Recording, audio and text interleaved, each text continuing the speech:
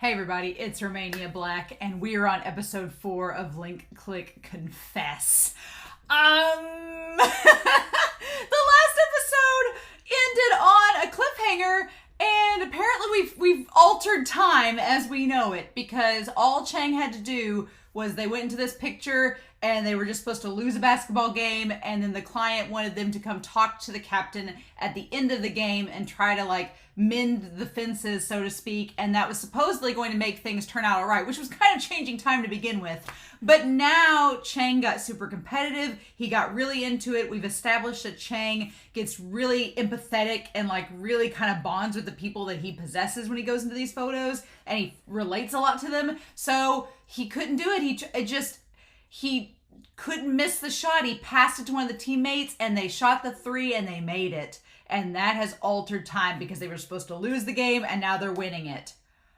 Oh, and it just ended. What a cliffhanger. I was like, ah! So I couldn't watch the next episode. I couldn't watch this episode right after it, so I had to wait a little while. But I have been thinking about it ever since. I'm like, when am I going to get to watch Link Click? I need to get some other stuff watched. I need to catch up on some other reactions. So I had to hold this one back, and now I'm like, no, I can't do it anymore. So, oh my gosh.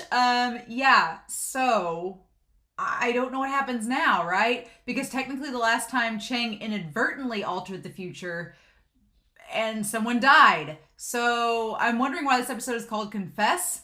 In the last episode, we saw Cheng and Lou meeting for the first time, and it was tied to basketball. Then someone noted on Patreon, I think it was Goldman, I think noted this, that Cheng and Lou share the power to do the photographs. They share the power together. So that's interesting. So I want to get more on the power itself. We've kind of skirted around that power. We've talked about Lou and we've talked about Cheng, but we've skirted around the power itself. So I'm hoping we eventually get more with it. But these first 3 episodes, they've been great.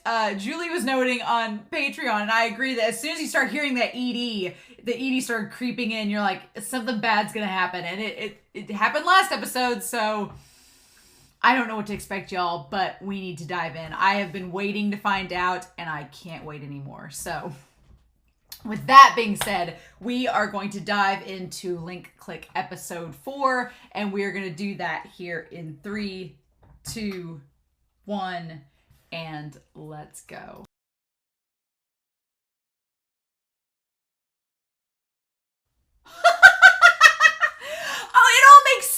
Now, oh my gosh, it all makes sense now. That ever since the last episode, I was wondering. I was like, how everything this guy had requested, it seemed like I was like, well, so we established that there's an event in time you can't cross, and no matter what happens, as long as that one event isn't altered, then it's still the result is going to be. That's why I kept saying the result's the same. So this guy just hired Lou and Cheng to go back and say his final words that he wanted to say to his mom, his best friend, and his potential love of his life.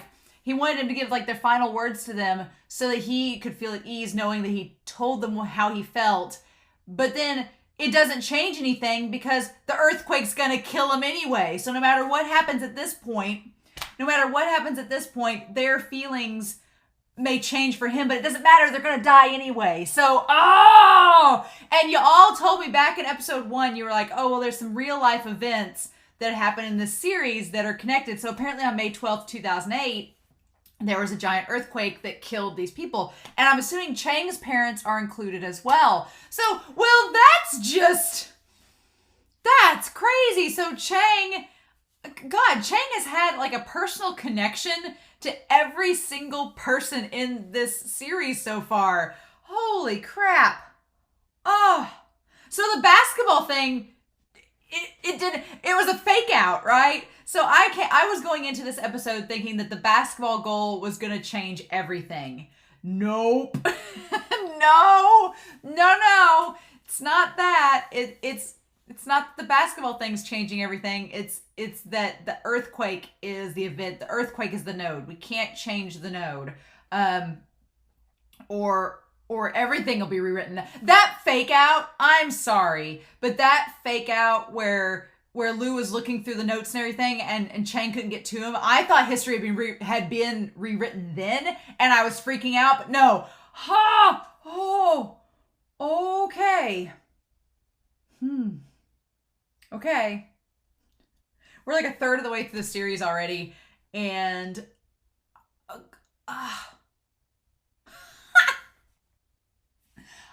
wow, okay. So yeah, I like that we get a little bit more of this power as it goes. And Lou Guang is our center. He is our guy that, like, he knows what's going to happen within that 12-hour span. And so he's just guiding Cheng along. And part of me wonders if Cheng would even help him with this power if Cheng knew all of this, because I was worried Cheng was going to freak out finding out the girl had been murdered. And I'm wondering if Lou's going to tell him in the next episode, if he's going to be like, look, you changed the past once and a girl got killed. Don't do this again, right? Right? It didn't affect their past, but this is something that could, because if he tries to change, because Cheng is going to go back and try to save his parents. That's what he's going to try to do. To save his parents from getting killed in the earthquake, right? That's the past he's going to try to change. And it's like, you can't do it. Otherwise, it's gonna rewrite history, everything, and alter the fabric of time and space. Holy cow.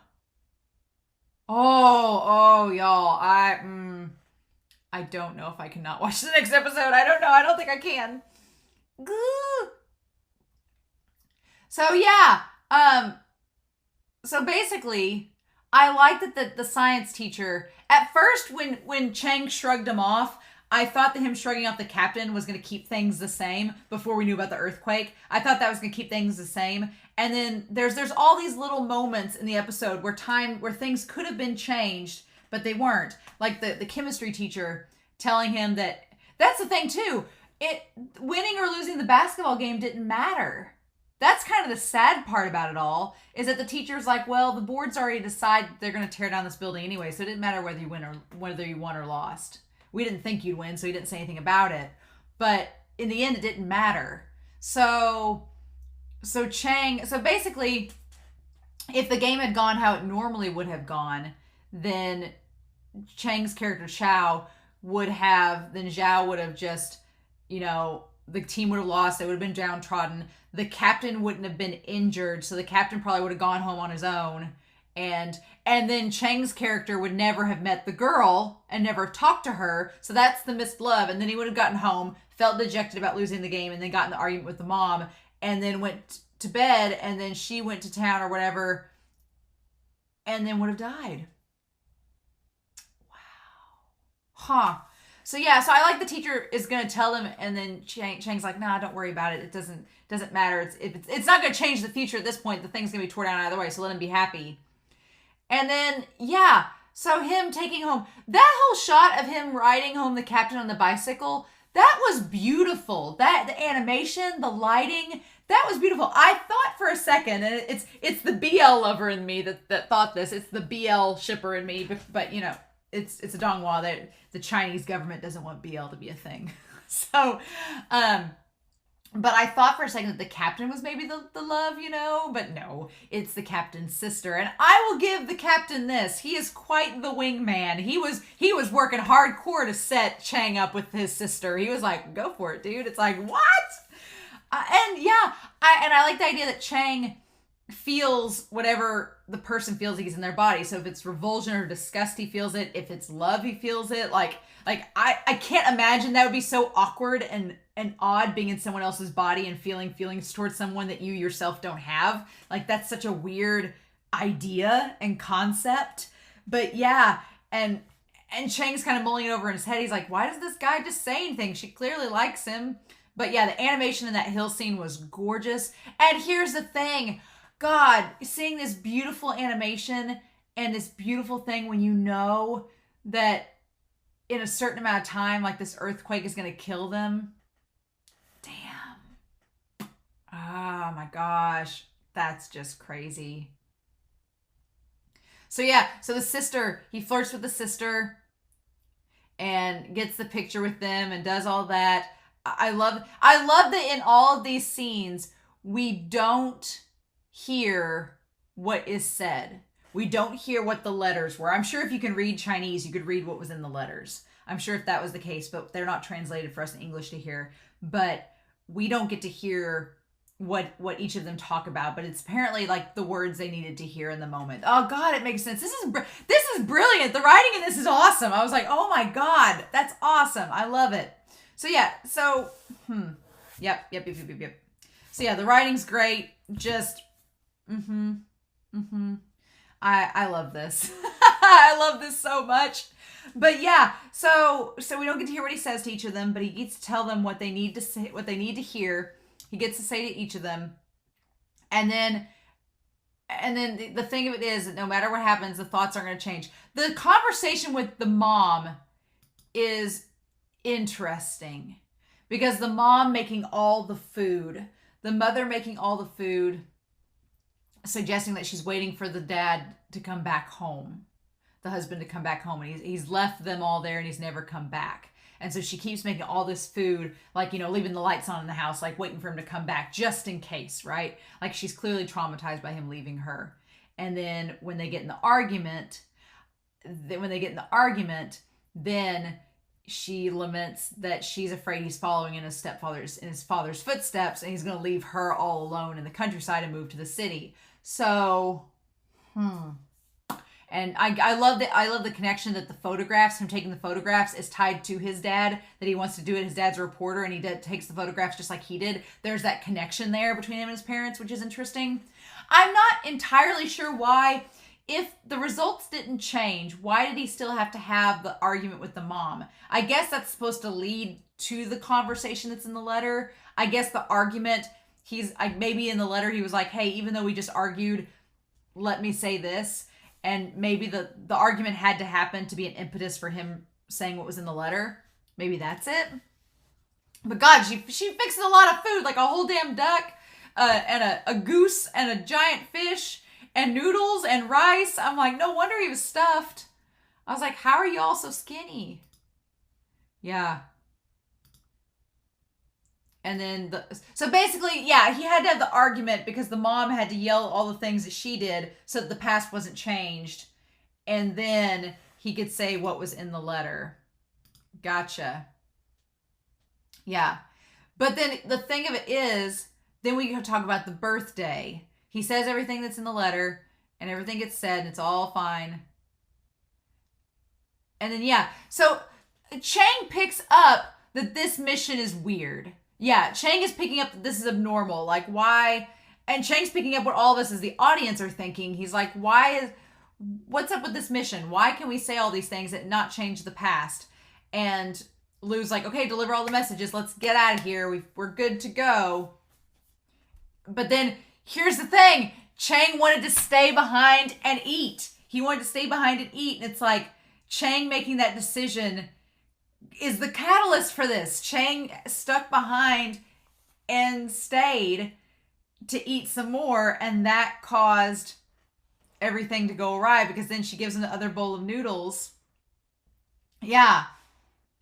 And he's like, I don't want to. And then she says she has to go. It's the 12th of May, your father's birthday. And he's about to leave the photo, and she's about to leave when he asks what year it is. And that's when Lou's like, shit, we need to go. Oh my God. And we get the realization when he meets Chow for the first time. So apparently him and Chow have known each other since they were kids. And he came to see her. I love the mirror. I love the reflection of her in the mirror when he comes in. And it's like, yeah, in the news, a lot of people died from the earthquake last midnight. Yeah, and asking if his parents are there.